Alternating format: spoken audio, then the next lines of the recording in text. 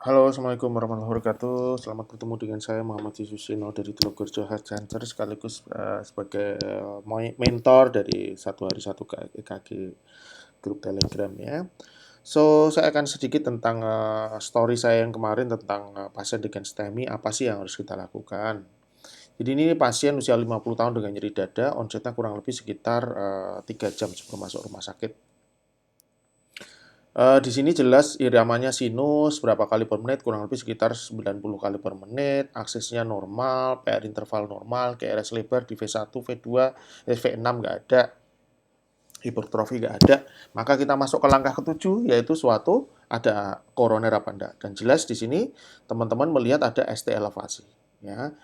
ST elevasi yang masif di V1, V2, V3, V4, V5, V6, ya kan?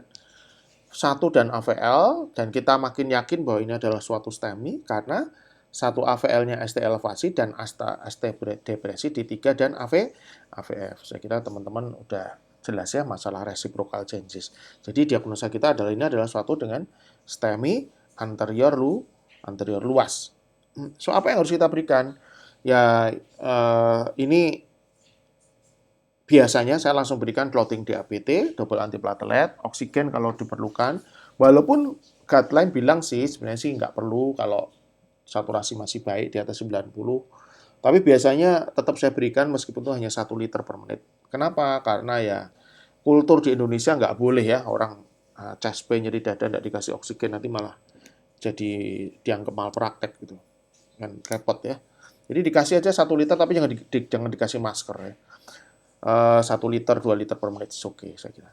Kemudian kasih loading DAPT, aspirin, clopidogrel, atau aspirin dengan ticagrelor. Ya, sebenarnya pilihannya bisa dua-duanya, ya.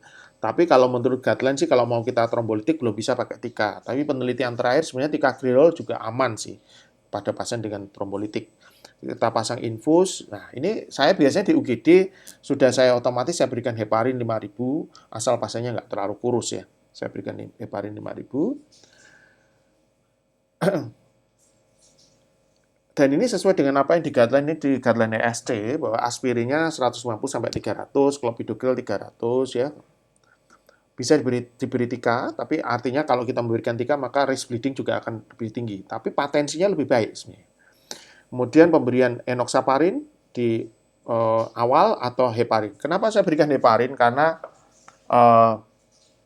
rutin aja saya melakukan pemberian heparin pada waktu kita melakukan angiografi, yaitu pada waktu diagnostik angiografi melalui radial untuk mencegah terjadinya oklusi di arteri radialis, kita memberikan heparin. Bisa 3.000 sampai 5.000 unit tergantung berat badan. Saya sih biasanya memberikan 3.000, kalau pasiennya berat badan di atas 70 kilo saya memberikan 5.000 gitu. Ada beberapa center kayak teman-teman di Jakarta kasih 5.000 ya, itu udah rutin diberikan. Jadi sebenarnya pemberian 5.000 pada pasien di UGD tadi um, menurut saya sih biasa-biasa aja gitu. Tapi memang beberapa teman masih ragu-ragu, tidak mau memberikan di awal ya tidak apa-apa. Mungkin karena pertimbangan terhadap resiko bleeding. UFH di sini dia kalau menurut guideline bisa sampai 4.000. Tapi ya biasanya saya memberikan bisa sampai 5.000 karena ya pengalaman klinis biasanya sih tidak masalah. Jadi intinya gini, kita sebagai dokter memakai guidelines, memakai evidence base, tapi kita punya hak untuk memberikan apa yang menurut kita terbaik karena kita juga punya pengalaman di situ. Ya. Oke, cath lab terdekat 3 jam perjalanan. Terapi terbaik apa? Nah, ini memang di story kemarin saya menjawab terapi terbaik adalah alteplase. Kenapa demikian?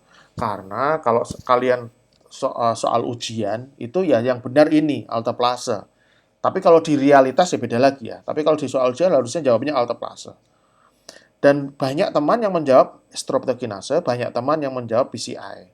Oke, mungkin benar juga teman-teman yang menjawab streptokinase dan PCI berdasarkan kebijaksanaan masing-masing dan pilihan sebagai dokter. Jadi nggak ada yang salah. Tapi kalau ini soal ujian yang jawab adalah alteplase. Kenapa demikian? Tak lihatin ya bahwa intinya pasien ini time to PCI berapa menit? Kan tadi sudah bilang 3 jam. Jadi kalau di atas 120 menit, maka fibrinolytic terapi menjadi pilihan. Tidak boleh diberikan primary. Ya. Karena kalau kurang, kecuali kalau kita bisa masukkan pasien ini ke cath lab kurang dari 2 jam. Kalau lebih dari 2 jam ya pilihannya adalah fibrinolitik. Ya. Kemudian setelah dibolus fibrinolitik baru ditransfer ke PCI center. Ya, gitu. Jadi ingat kalau time to PCI-nya di atas 120 menit, maka fibrinolitik menjadi pilihan. Dan teman-teman adalah pahlawannya di situ. Tapi ingat ada kontraindikasi ya, jadi harus lihat juga. Dan pilihannya ada streptokinase, ada alteplase. Pertanyaannya, jawaban mana nih yang benar nih? Alteplase atau streptokinase? Jadi ini ya jenis patofisiologi aja, nanti bisa dibaca sendiri.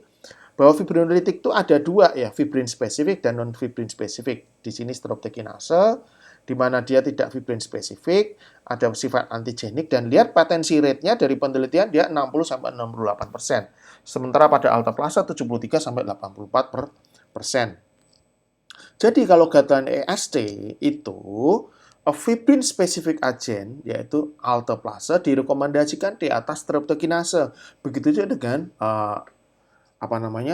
fibrinolitik yang dari guideline AHA juga sama. Jadi fibrin specific agent juga dipilih. Ini menurut AHA, ini menurut Eropa.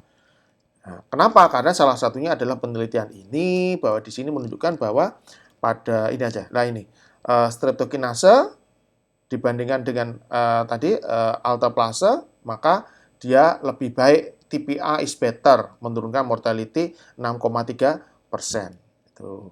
Tetapi ingat bahwa resiko stroke itu sedikit lebih meningkat pada ini alteplase ya daripada yang streptokinase. Jadi ada manfaat, ada resiko gitu. Jadi kalau menurut saya sih beberapa ahli juga, nah ini salah satunya nih yang mengkritisi alteplase adalah bahwa intinya streptokinase ini juga masih bisa dipakai.